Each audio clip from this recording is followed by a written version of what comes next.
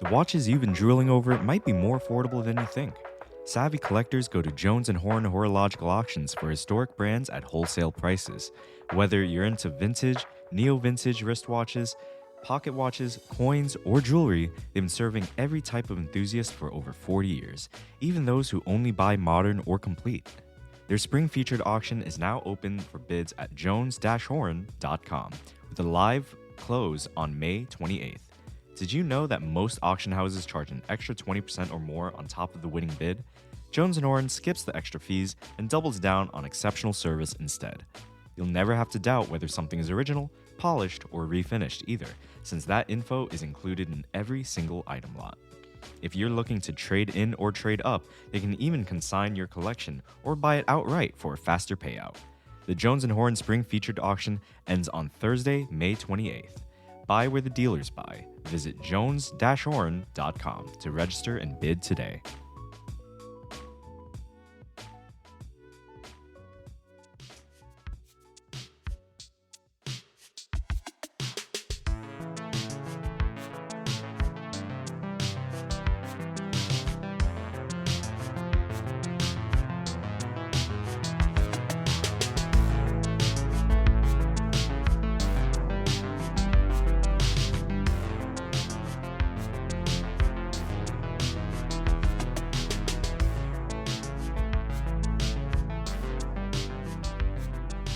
Zach Kazan here, and I'm just checking in before our monthly Q&A podcast with a brief note about what you're about to hear.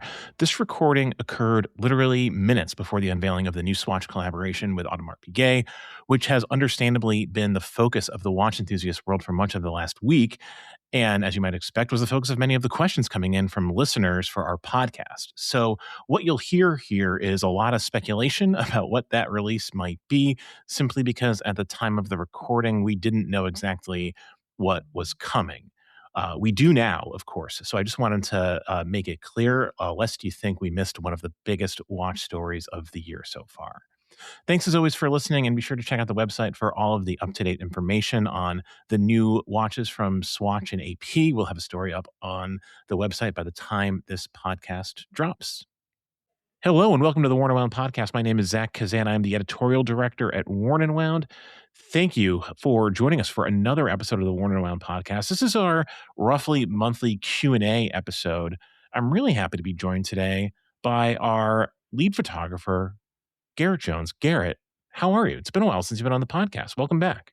Yeah, it's been a minute. We've been doing a lot of things behind the scenes that we already have talked about or can't talk about yet. So it's good to step out of the dark studio and into the light of the podcast world where nobody will see my face. You know what people love is when we say we've been working on things that we can't talk about, or we've seen watches that we can't talk about. I know. That's just It's the worst thing ever, and it's a cruel tease, and I'm sorry to everybody that got excited, but just hang on a little bit longer, I promise. I'm not sorry. Look, the tease is part of it. You know, Right. it's what fun is this job if we can't lord it over people Yeah. a little bit, that we've got some cool things in the works and that there are cool watches coming out that we can't talk about yet. It's all part of the experience. It's how you Yeah, you know. we gotta build some excitement somewhere. I was going to say hype, but excitement is Yeah. a better word, a kinder Yeah. word, I think. We've got a bunch of questions from our Warner Round Plus channel and also from Instagram that folks have been asking over the last day or so. We've been soliciting questions, so we will get to those momentarily. Before we do that, as we always do on the Warner Round podcast, we do a wrist check. Garrett, what are you wearing today? Yeah, I've got on my Elliott Brown Holton. It's a 101-001 quartz.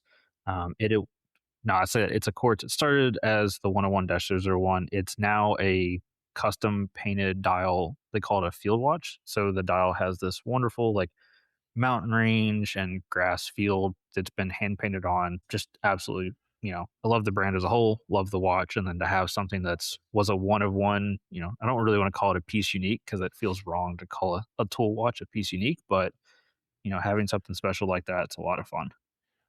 Yeah, no, that's cool. I love that. I love that they made those available. Those one-off hand-painted watches. It's just cool to have any watch that has like a handmade element Yeah. to it. And I love the kind of idiosyncrasy of like a hardcore tool watch having like a little bit of handmade, Yeah. kind of like artisanal aspect to it. And it's like the way their approach is just fun. It's just like it's, visual puns and humor, and it's just it's a cool thing. Yeah, I mean, what other field watch can you get that has a field on the Yeah, watch? it's It's on the clever. nose, but I love it. It's fun. It's just I mean, I think this is like one of those things where once you kind of like meet them at wind up and like understand their perspective, like it just makes more Yeah. sense No, that they would 100%. do It's something like it's that. dry British humor at the Yes, max, but it's great at the same time. exactly. That's a cool watch. I love that you are such a supporter of that brand. Whenever we get a press release from them, or I, chat with the team, I now associate you with Elliot Brown in this like this really strong way. So Mm, that's cool. I figured you'd be wearing an Elliot Brown of some kind. of course. It's one or the other. You know Yeah. how it goes. What do you got Uh, on, Zach? I'm wearing. Speaking of British watches, I'm wearing my Fears Brunswick Aurora, mother of There you go. pearl dial. I put it on a gray suede strap the other day. Ooh, Yeah, I don't know. This watch, it's like it's finally starting to feel like spring here in the okay. Northeast, and this is a very kind of like spring-like watch, kind of like a colorful, dynamic mother of pearl dial. Really enjoying it. It's great, Yeah. great watch. Sounds like a good combo. Yeah, yeah. Um, all right. Before we get to the questions, I just want to just really quick touch base since it's been a while since you've been on the podcast. I just wanted to give you a chance to sound off on any like recent new releases that were on your mind. I know there was one just this morning from Brew that's getting a lot of attention in our Slack.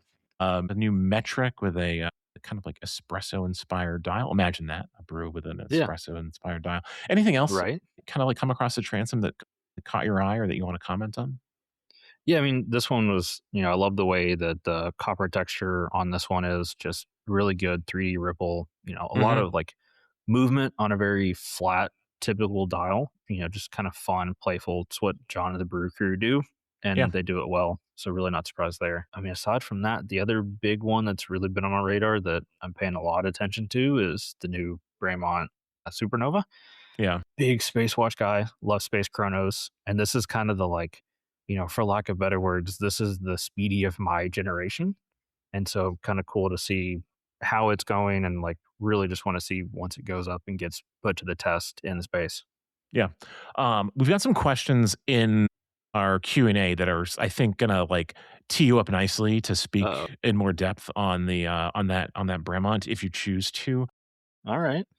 because yeah, it's one of the more, I don't know. It's a watch I've thought a lot about already this year. I think it's like a really interesting release. So we'll talk more about that as the episode kind of like crawls along. The other thing I wanted to take your temperature on, I'm asking everyone about the Ming Peep Show, which just dropped this morning as we record just a few hours ago.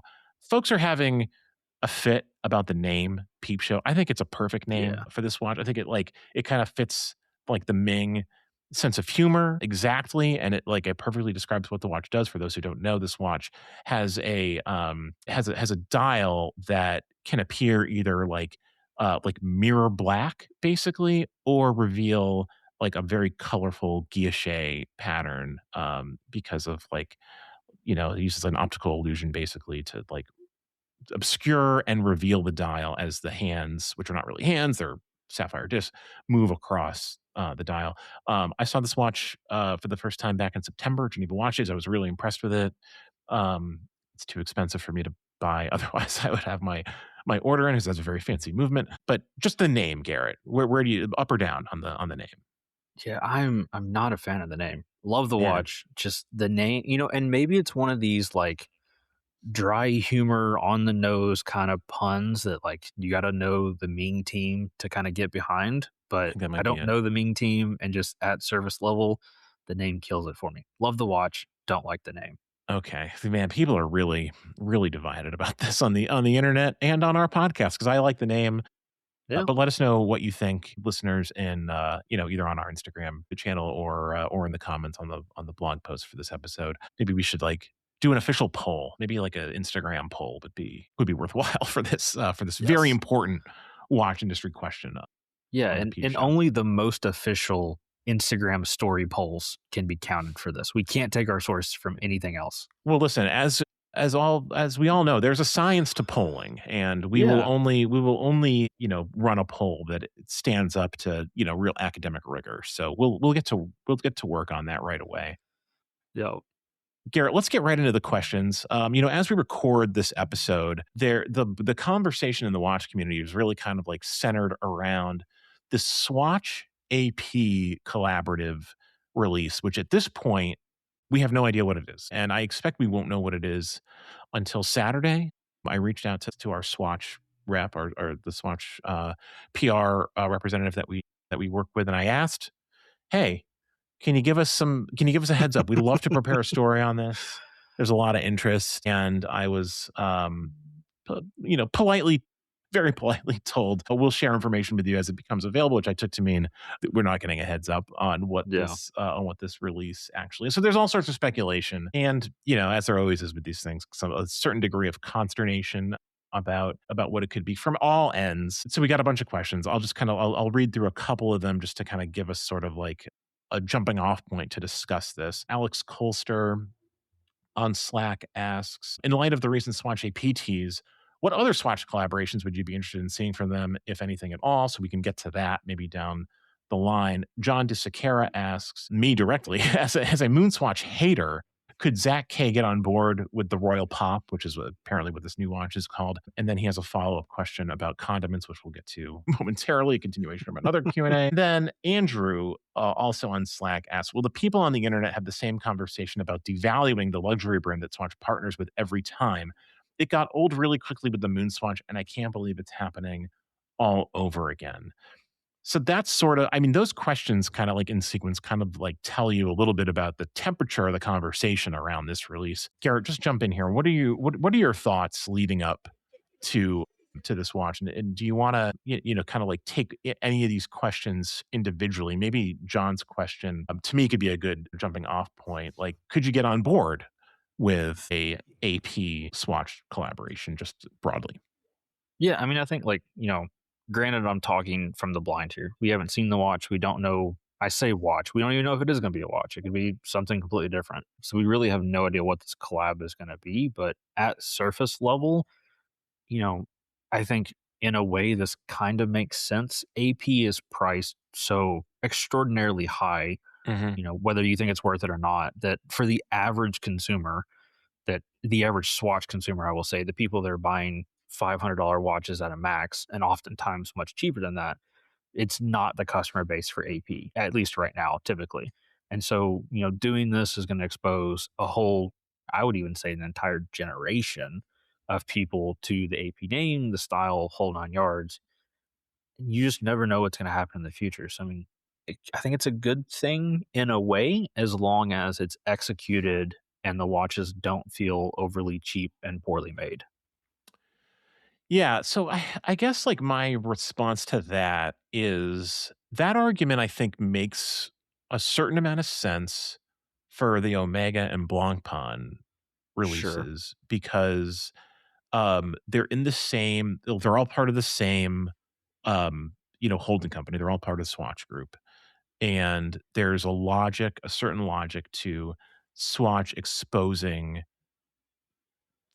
potential future customers to the Omega and Blancpain brands, which are both huge brands. Like those brands both like are enormous and sell like a lot of watches. AP though is like a little different because they're technically an independent brand. They're certainly not part of this Swatch group, obviously. Hmm. So Swatch is kind of like going outside their company structure for this. And also like AP doesn't need the help, at least not now. Like they Fair. basically sell every single watch that they make.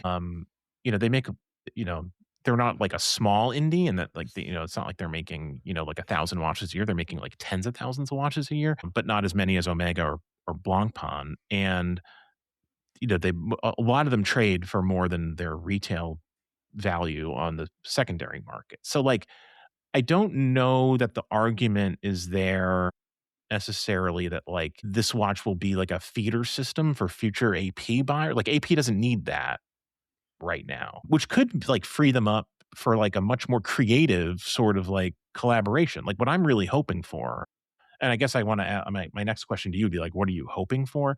Like, I hope that this is like something truly like creative and off the wall, like, which is my favorite thing that Swatch does. Like, I like it when Yeah. Swatch comes out with something like way out of left field. The Moon Swatch is not that. The Moon Swatch is just like a plastic version of the Moon Watch, and they've exploited their, pre-existing licensing agreements with like, Hmm. like the Charles Schultz estate to put Snoopy on, as many of them as possible.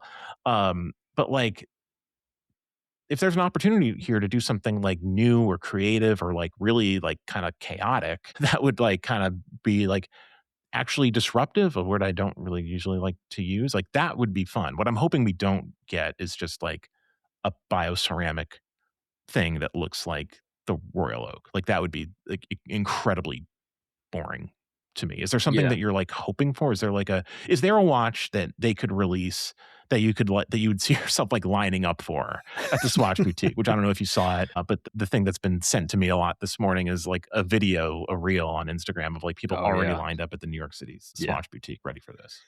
I mean, look, let put it bluntly, it's, Tuesday the 12th, and I'm in the office recording a podcast and not in line at the Swatch store. Yeah. So clearly I'm not that excited about the release. And you could be doing some remote work from the No, Swatch yeah. boutique, Yeah, maybe.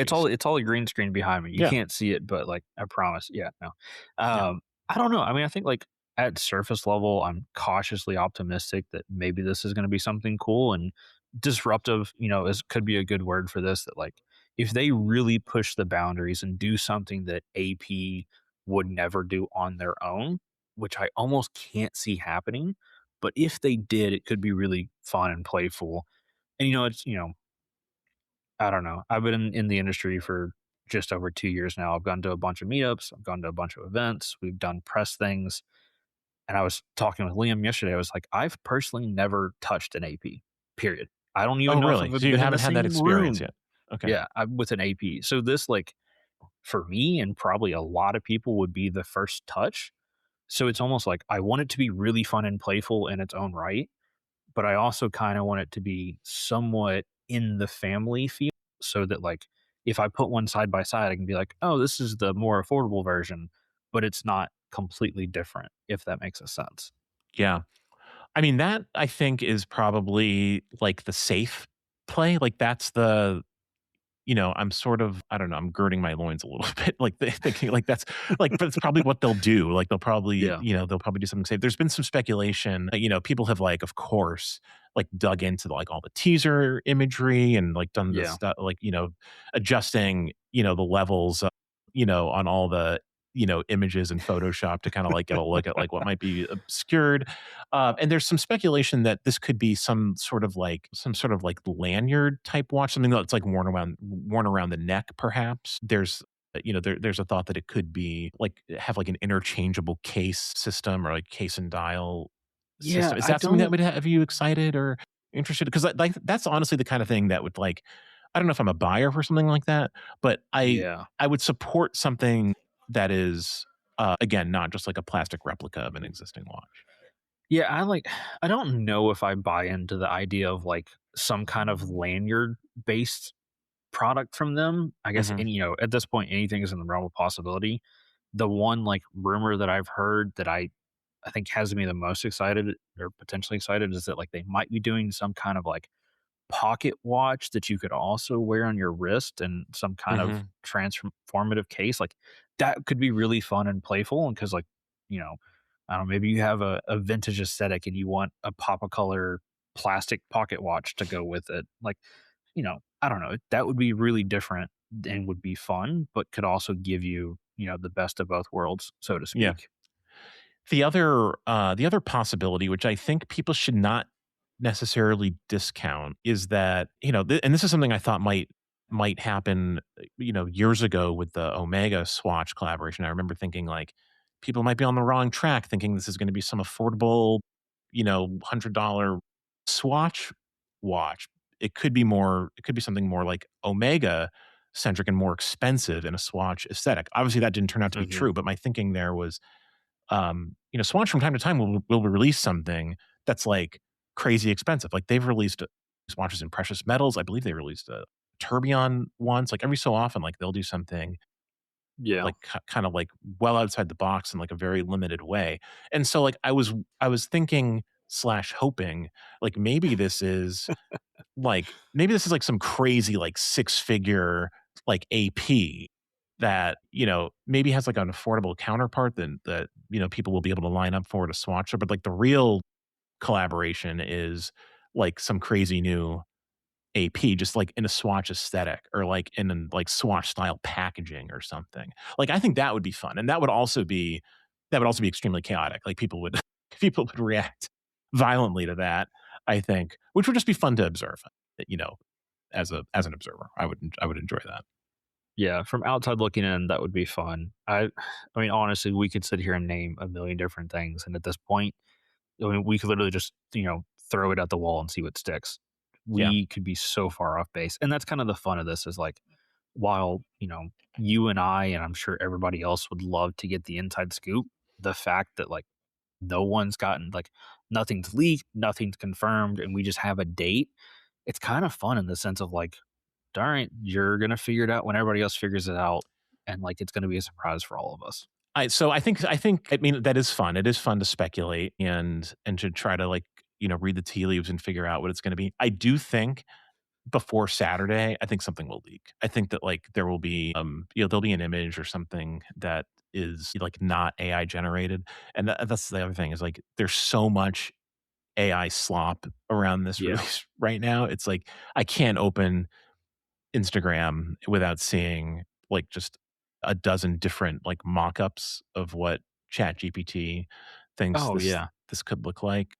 Yeah, I got a message from a friend who's in Hong Kong, and she sent me a photo that she was sent, and I was like, "Okay, hold on, before we even talk about this," I was like, is this in front of you, or is this something that somebody sent you?" And we kinda confirmed that it was not an actual leak, it was just another generated image, but, Yeah. you know I mean, there even could be a leak, and there's so much, like, generated or mock-ups, whatever you wanna call them, out there that it would probably fly under the radar. Like, I don't who's going to believe it at this point that it was an actual leak and not just something somebody else made up for clicks and likes? Yeah, that's a good point. I will see. I mean, the one line of thinking is that the way we'll know it's authentic is there'll be some like immediate legal action to like get it off of Instagram on the part of True. Swatch or AP. But listen, time will tell. Saturday is not too far away. By the time this podcast airs, who knows? There could be a leak. By that time, there Maybe. could be a whole second round of speculation. There could be new teases. Who's to say? But I mean, Yeah. Godspeed to those people who are lined up already at the Swatch Boutique in Manhattan. That is not where I would want to be spending almost an entire week camped out for something I don't even know. I mean, also, let's think about the economics of this. Let's say this is a watch that is similar in cost to the Moon Swatch or Sure. the Blancpain, collaboration. So something between say like $200 and $500. And Yeah, that feels fair. maybe you double or triple your money, maybe more. I mean, even if you quadruple your money at Yeah. $500, is that worth spending a week on the street waiting for waiting for this thing when you know that in, a couple months, even a year, like you can have it for retail price? I don't know. I've never really understood the flipper mentality for these things. Yeah, I mean, I think it's really safe to say like it's definitely whatever it is will not be worth buying at 2 to 3 to 4 times the retail value. At least Yeah. off the rip, we know these prices will settle down as if it follows the trend of the Moon Swatch and they continue to do more releases and new colorways, whole 9 yards. On the flip side of that, I personally wouldn't want to go sit in Manhattan for a week at the prospect of making 1,500 or $2,000. You and your buddies can go and hang out and party, and you don't have a day job to, you know, that you have responsibilities at. If you're not doing anything else, why not? It's a I don't young think it's a man's good game, I idea. think. I just don't have the it's I just don't have the mentality for that anymore. I It think is. that It's a younger man's than I's game, yeah, and and you're I'm young. not that You're old. you're Yeah, a child. Don't let the beard fool anyone. Is Garrett's a teenager. yeah, yeah, yeah, yeah. I want to get back to Alex's initial question. Are there any other Swatch collaborations that you would be interested in seeing from them? Any other like takes on the Moon Swatch or the 50 Fathoms or like any other kind of like Swatch Group brands that you think would be interesting for them to kind of to collaborate with that come to mind? If we really limit ourselves to just Swatch Group, I can't think of anything off the top of my head. But if this is the entryway to them working with other brands, I mean, I'm gonna catch some flack for this, but I'd be down to see a Swatch Rolex collab. I have no idea what it Yeah. would be. I don't know what model they would do, but I feel like that would truly break the internet and the industry at the same time. I mean, I think you will catch some flack for that. I think Oh it yeah, like that seems impossible.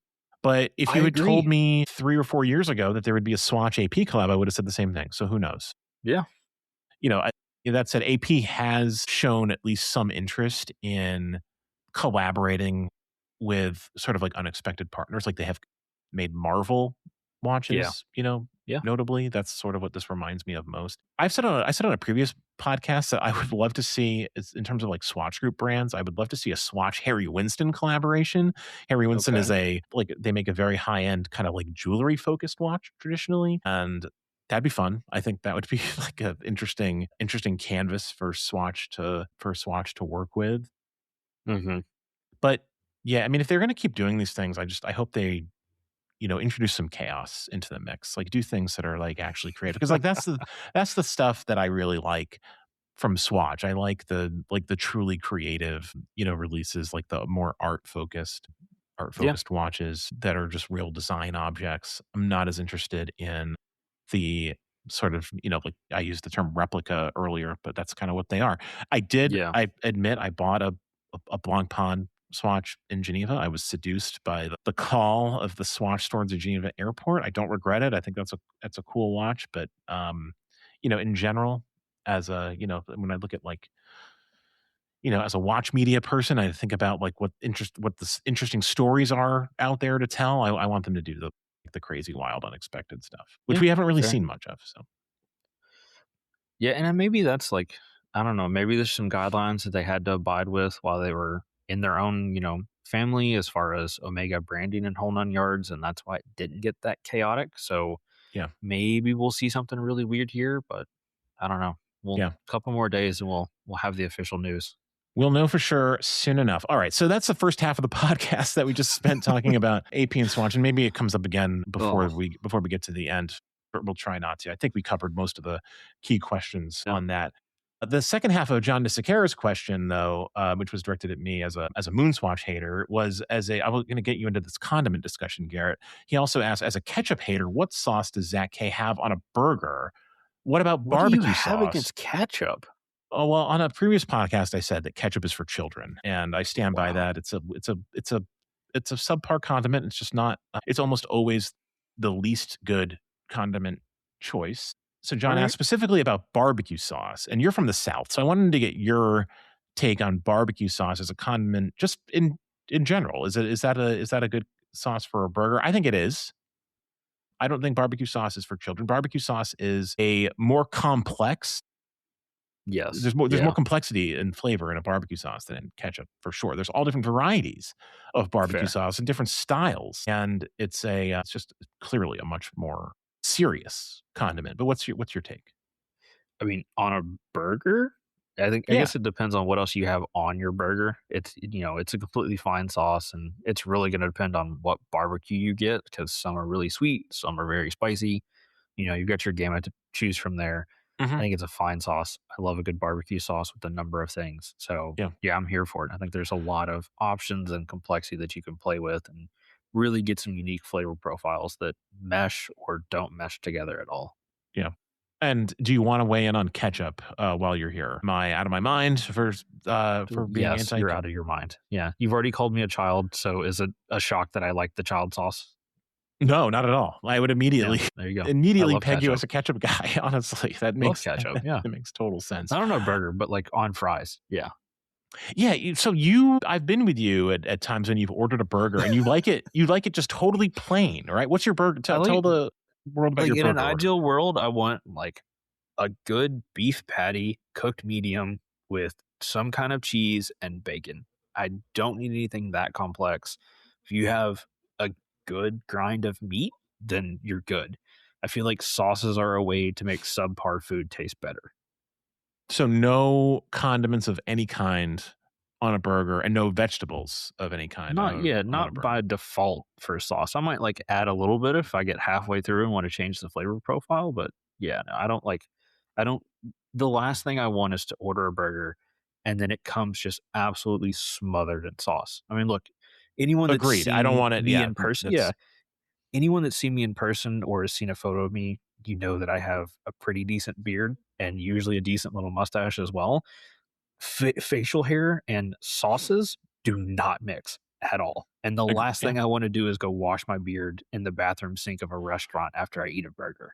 That's yeah, I know. Listen, I get it. I don't have the the beard that you do, but that makes a lot of sense. And also, like, I don't want just a totally chaotic eating Yeah. experience. And I agree. I want the if the if the beef is good, like the beef should be the star of the show. I don't want some Yep. other. Yeah, I think we're basically in agreement there. But I do like just sort of like the crisp lettuce and fresh tomato and and onion. That's sort of my combo on a burger. That's what I like.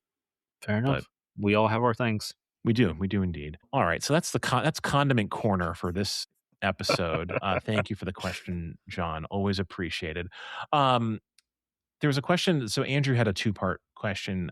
He wanted to know what your favorite under the radar release from Watches and Wonders was. It could be from a big brand, could be from something from an independent or smaller brand that wasn't at PAL Expo.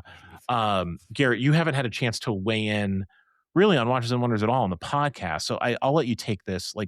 And you can approach it as either under the radar or just favorite in general. Um, what struck you from Watches and Wonders? And you did have a chance to see, even though you weren't with us in Geneva, like you were able to photograph a handful of these Yeah. new releases. So you've seen a bunch of stuff that we've talked about on the podcast already. Yeah, I haven't got a chance to see everything. There's still some tutors that I really want to check out that like Mhm.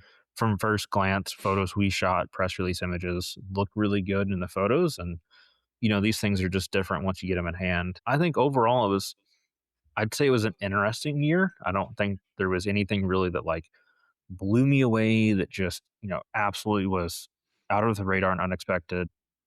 I know some of the past years it's been a little slow and subtle, and I think there was some brands that did it right, some brands that just kind of iterated. It's a status quo year for lack of better words, I think. But as a whole, I mean, I really like the way the new Monarch looks from Tudor. I think that was a good, surprising release. It seems like a lot of people love it or hate it. Mhm. As with everything, I do love the Brainot Supernova. Mhm. Um, I know there's some space questions later, so we can dive into that one then. Sure.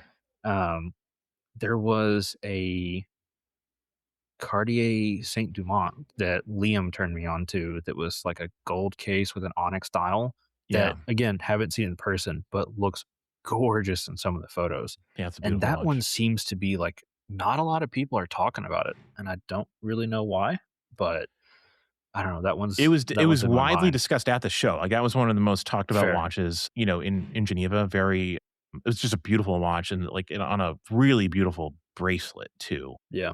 It was definitely like probably my favorite bracelet of the event. Yeah, I think to your point, this was not a year full of like fireworks. Like it was definitely a year where I think brands released a lot of stuff that was like a little bit more safe because the watch industry Hmm. is sort of still in like a somewhat unsteady place, at least at the higher end. You sort of like luxury level, and so brands are releasing watches that they know they can sell, and Yeah. that's the Watches and Wonders is a trade show, and it's about brands kind of introducing watches primarily to their retailers who place orders. And retailers, the word is on the street is that they were like very excited about what they saw because they will be able to sell these watches to their customers. And sometimes I think the stuff that's interesting to us, the stuff that's really like you know off the wall, those like big fireworks years are a little less appetizing to retailers. So there's sort of like an inverse relationship there. But yeah, so we published an article on Under the Radar releases that I'll link to in the show notes. But the one that I keep coming back to is the Chrono Swiss. I'm forgetting the name of the actual watch, but it's their rectangular jump hour watch with a fully engraved gold case Okay. with Chronos, the god of time, represented on the case. It's just a really striking watch, and Chrono Swiss does not get a ton of attention from the media at Watches and Wonders. Really, I had a really great meeting with them. A really fun experience to see that watch and put it on. Hmm. Just like super impressive artisanal object that I really enjoyed. Yeah. I got thinking about it. The one thing that did kind of like jump out at me was PAL Expo is the big one, correct? And then Yeah, it's yeah, yeah. Time to Watch is the smaller one. Yep, So Marathon's new Sarah shell that they yep, did on the Navigators, I think that was a really good, again, an iteration to an existing release, but a ton of really good updates. And I got to check them out in San Francisco, and they feel good in the hand. I agree with everything the brand's saying as far as it has much better bezel action, and then the fact that you can actually remove the spring bars now, so you could put it on a two-piece nylon with a deployant or whatever else that you wanted. I think that's just a really good, again, not fireworks, but like to your point, very sellable, very good iterations for the consumer that make it a much better functioning and wearing watch over time. yep, yep. Well said. That was a good release from Marathon for sure. All right, let's move on to another question. Uh, Ian Ehrenwald on our Warner One Plus Slack has a Grand Seiko question. Can anyone convince Grand Seiko to come up with another angle? I'm pretty sure there are no more Japanese mountains, lakes, forests, rivers, or cloud formations that can be mined for inspiration. I sense a little hostility in Ian's question, but I think it speaks to something that people might be experiencing with Grand Seiko, and that's perhaps a bit of fatigue when it comes to the sort of like design language that they've landed on, which is pretty iterative way of just kind of like changing textures, playing with color in a way that seems kind of formulaic in how they, will like kind of like unveil products like over the course of time. Like when you have Yeah. when you have a new release, you have it in a certain texture, and then you know that texture is going to make it to other watches and other colors. And I don't know. I kind of understand where Ian's coming from, and I I particularly understand it with respect to the dive watch that they came out with this year, the Ushio divers, which are like very nice and watches that I think a lot of people have been begging Grand Seiko to make, and they had these like Hmm. very well executed as they always are textured dials. I kinda just want one, like, with a in black, though, like, I Sure. kinda think that, like, that's actually what people are craving, and maybe that's, like, a little less Grand Seiko, and maybe they'll never do it, but I kinda feel like that's maybe what some people want from them at this point. I don't know, Garrett, what are your thoughts on sort of like this, this strategy that Grand Seiko has employed of using, these textured dials, relating them sometimes Yeah. to Japanese to nature and culture. I feel like sometimes it's a little bit of a stretch. It's just sometimes like a perhaps they've been at this like a little too long at this point. Yeah, I mean, I think like top level, it makes a lot of sense. They're a very, very Japanese company. They want to, pay homage to the heritage there and the environment that they're in. And I think that's great and wonderful. Where I think it falls flat for so many people is that they're grabbing these very obscure references that happen in a very small window. Specifically talking about the yellow greenish style from this year that was talking about like the week after the cherry blossoms bloom when the leaves start to come in. Yeah, it's like hyper specific. Yeah, that if you're not there and it's not your culture and you've never experienced it, I think it just goes over the head of so many people. And while it might work for their like, look, they keep doing it, so clearly it's working for them in some aspect. Hmm. It's just a bit too niche in an already niche industry, and I think you have to kind of take a step back and broaden. It's a spring dial, it's a winter dial, not a. It's the 23rd of May on a rainy Sunday in this 1 square kilometer region of Japan. Yeah. I think that's a sentiment that a lot of people probably have to one extent or another, with Grand Seiko. And like to your point about them being, you know, a Japanese company and a very Japanese company, and the watches are very. That's something you hear a lot about Grand Seiko, and I Hmm. think it's true. But I don't think that means that, or at least that it has to mean that every dial needs to have, like a perfect corollary in like this Yeah. Japanese calendar, or in in nature or something. If you look at if you look at Grand Seiko's watches from an earlier era, from like the 60s or 70s, like they didn't have these like nature inspired textured Hmm.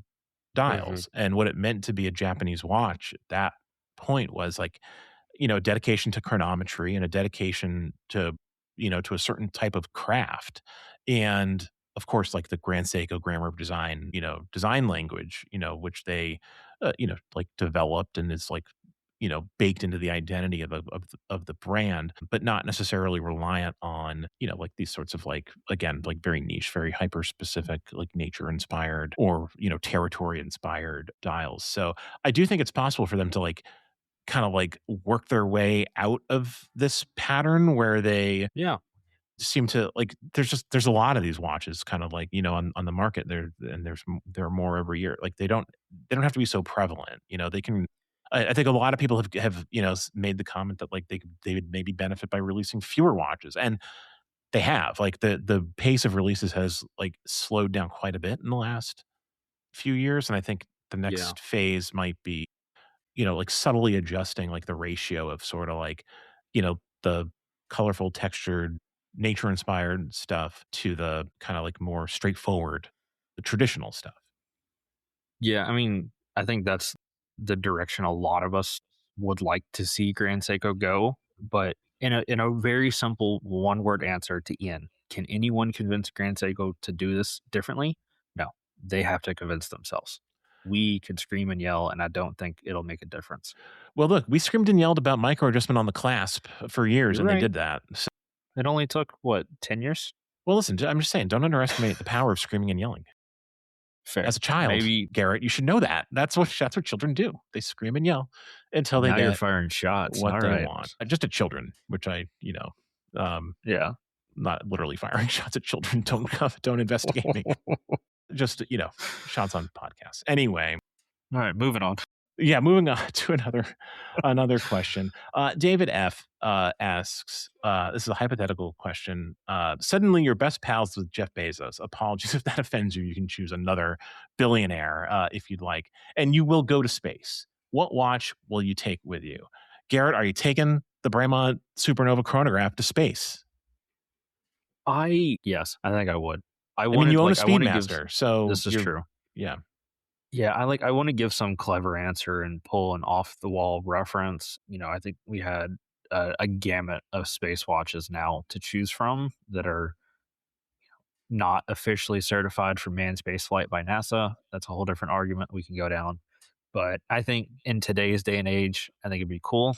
Obviously the Speedmaster has been flown a ton. The new X33 has been flown a ton now. So yeah, like if I got the chance to be the first one to take one of these new gen space watches up, yeah, I'd take that one. Yeah. There's a related question from Instagram from user KevKev1. Are space focused watches the newest genre of watches? We've seen a lot of space watches, Oh come yeah. through just in the last like a month. So watches and wonders off the top of my head, you've got the Bremont Supernova Yep. chronograph, you've got IWC's The vertical drive. vertical drive. Yes, very space focused. There was the new Bulb, the lunar pilot, the black Yep. hole. The black Great. hole. Yeah. Also, that's a good name for a watch, the black hole. Like It is. I in love the 1 month, we name. got the I peep love show the and the watch. black hole. That's pretty good. Whoa. All right. Yeah. Um, yeah. I think it's one of those things that like I'll say this. I was born in '99. In my lifetime, you could say there's been a number of historical tragical events that have happened, Mhm. and us going back to space and potentially back to the moon is kind of, quote unquote the biggest good thing that's happened. So I don't think it's unreasonable that all of these companies are capitalizing on what I would call a second space race. Mhm. Yeah, no, I think that I mean, I don't know, like, new genre might be overstating it a little bit. Yeah, But I do think that like brands are like brands sense that there's like like an interest among the public there's a ton of in this interest. stuff, Yeah, and they're partnering with the right people to like, yeah, to come up with like cool ideas for like, space themed watches. And that's a good thing. I think that, if it gets people interested in science and space exploration, like that's a positive thing, full yeah, and stop. So, exactly. At the end of the day, I mean, it's one of these yeah. things that like watch companies have really good marketing, or they partner with somebody that's doing the thing, and that's how they build credibility. So I don't think we can really fault or be upset for any brand for jumping on the opportunity to be, the new brand of whatever watch. And Yeah. right now it's just space. Yep. Yep. I think that's well said. Um, we've got a bit of a philosophical question from Austin 100S or Austin 100s. Maybe that's how it's meant to be said. When is a watch no longer affordable? Is it a price tag or a value for quality or something else? How do you think about this, Garrett? How do you think about affordability when it comes to watches? I mean, for me, it really just comes down to price. Like I would say like an AP is not affordable because I can't just wake up one day and decide, in 3 months, in 5 months, I'm going to go buy one. And if it's, I guess kind of the theory that I described to is like if I can't afford to just go buy it and lose the money, then it's not in the realm of affordability. I think, value becomes a question once you can afford it. Is it worth spending the money? But just upright, it's price tag. It's either you can buy it or you can't, and not whether you should. Yeah, I mean, I guess that's, in terms of like affordability, I guess I think about that in the sense that like similarly to how you think about it. Like um, you know, ideally you don't want to go in debt for a watch. Yeah. That's a bad Yeah. idea.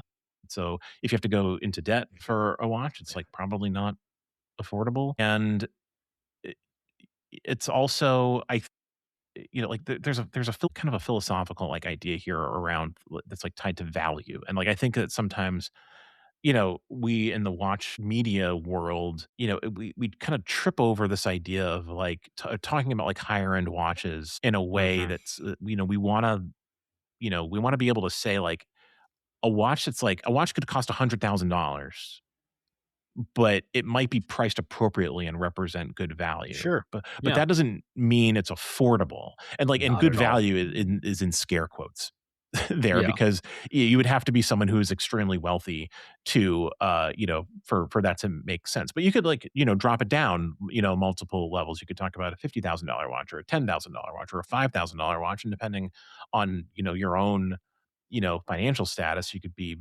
thinking things through in the same sort of way. I think that, it's important to identify that like there are watches that are very expensive, by any measure Hmm. that, for the right buyer are still, Great values. still offer value, Yeah. even if we can't imagine them being affordable. Affordable. Yeah. Yeah. No, I think it's a good way to put it. I mean, you have to be able to buy it first, and then you can decide if it's worth what they're asking. Yeah. All right. I think we've got time for let's ask one more question. There's a question here from Idaho Jones, fantastic username on Slack. What new straps are you rotating in for the summer season? Any go-to faves for swimming and grill season? Summer is right around the corner. You have to think about your the straps on your watches in a different way. I know that I Mm. do when the weather gets warmer. How do you approach this, Garrett? What's your go-to strap material for summer, and how do you just kind of like think about like the watches that you wear in general, like in the warmer months? Yeah, it's weird. I want to say that I go towards lighter weight watches, but I really tend to just wear the same watches that I've been wearing all year round. The biggest shift for me is really going from leathers and like thick rubber straps to nylons and tropic style straps, just Mhm. something with a bit more breathability. I'm one of those that's cursed or blessed, however you want to say it, that my wrist changes size constantly throughout the day. So I'm a big fan of like the spring made nylons where I can just, adjust it a few millimeters looser to tighten it back up as I need to. If I'm gonna do a metal band, asked to have toolless quick adjust. like my Citizen Fujitsubo bracelet. Or if I'll do a rubber strap at all, I really like it to be on something like a deployant where I can just quickly like pop it open, move it one hole, pop it back together, and I'm done. I don't want to have to like try to size anything like on the go. We're Yep. right in that season where the subway becomes the free sauna and Mm-hmm. it's ridiculously hot and humid. And the quicker that I can adjust the tightness of my watch strap without drawing attention to whatever I'm wearing, whether it's $200 piece or a $2,000 piece, the better. Yeah. I mean, I feel largely the same way. I'm not I'm not a NATO guy. As listeners to the podcast know, I'm not a fan of the of like fabric textile straps. I just don't like the way they feel on Yeah, my skin, and I also just like I really don't like the look of them. I think that like they often look kind of sloppy. I like on my wrist, I should say, like I fair. think that they look nice, you know, in theory, and like I admire them and how they're worn on some wrists, but I don't know. Whenever I try to put on a NATO and think like I'm just gonna try it out. I'm just gonna put on a NATO. And like I just look Yeah, at it and just like, man, this looks unkempt and not well put together. I know that they're a good option for the warmer months. I can't get into it. I like yeah. rubber in the Okay, summertime. I have a bunch of watches that work really well on rubber straps. My Mings are great on rubber. I love wearing my Arcanaut in the summer. I won't do leather, you know, basically fair. between like the end of May and like early September. Like I'm doing rubber and bracelets, and I make sure my bracelets are nice and loose. So A little they're jangly. little jangly, a little more casual, a little more comfortable. I'm with you on the Yeah. micro adjust. Obviously, micro adjust is important. I'm really looking forward to. So I picked up the Christopher Ward logo, the Brooklynite, in the Hmm. fall of last year, and the rubber strap for that watch is great. It It's really it's is. really lightweight and like very, very comfortable. So I have a feeling I'm going to be wearing that in the summertime on the rubber strap a lot. And I also have a Belcanto that I found a strap habit white rubber strap for that Okay, looks there you go. great. So that'll be another frequent wear in the summer. But yeah, I'm all about that rubber in the summertime. That's my go-to. Fair enough. Everybody's got their preferences here. Yeah. What about how do you feel about Perlon? A reader chimed in and said Perlon. He said Perlon at all in Slack. I mean, that falls into that kind of like textile or textile adjacent category for me. But I will say, like the virtually infinite adjustability of Perlon is appealing. I do have a couple of Perlon straps, so I'll rotate in and out from time to Yeah, time. I don't know if I've ever had a Perlon strap. I Oh, quickly pulled open a tab to look at some, and I don't think I've ever. Yeah, I can pretty confidently say I've never had one of these, so I don't have an opinion. If somebody wants to drop me a recommendation for a good Perlon strap that's like, I don't know, sub 40, $50, oh, you're not maybe I'll spending pick one up anywhere and try it close to out. that on a Perlon. Perlon straps are famously inexpensive. I mean, Oh, like good. Then we're somebody talking like drop me a link for $10 like, here. I think probably yeah, is what I would spend give on a me a Perlon 10 strap. $15 option and I'll pick it up. And Yeah. when I come back on in another 6 months, we'll talk about it and see how I We'll feel about have you them. on more. But we'll get you on before 6 months is out. That's my No, I promise know. to you and our listeners. Garrett will be back before. Where would we be? 6 months. That'd be like November, right? 6 months from Yeah. now, you'll be back A before little November. post wind up October How many debrief. blade shows between now and November? Okay, so listen, we're gonna have you Two on to. official Blade shows, potentially more smaller shows. All right, well we're gonna have you on to talk about a blade show of one form or another between now and the end of November. I think that's Ooh, my buddy. Just yeah. you wait. Can't wait. Can't wait. Thank you to everyone who submitted a question this month for our roughly monthly Q&A on the Morning Wound podcast. We really do appreciate it. And thank you, Garrett, for joining me this month. It's great to have you on the pod. And like I said, we'll have you Yeah. back on before too long for one reason or another. I think maybe we'd get you on and just let you cook solo, talking about the Bremont Supernova. Can you do an hour on the Ooh. Bremont I Supernova don't by yourself? I don't think there's anybody out there that would want to listen to that. I appreciate the opportunity to jump back on. I don't know if I'm your guy for that. I love that watch. We'll see what comes out, and maybe I get some hands on with one and I change my mind and I just absolutely love it and rant and rave. Or maybe I hate it. Who knows? Well, listen, listeners, if you want to hear Garrett solo on the Bremont Supernova for an hour plus, drop Ooh. us a comment and request it, and we can make that happen. So anyway, Garrett, thanks again for coming on, and thank you everyone Yeah, for of course. listening. We will be back next week with another episode of the Warner Wound podcast. Until then, take care.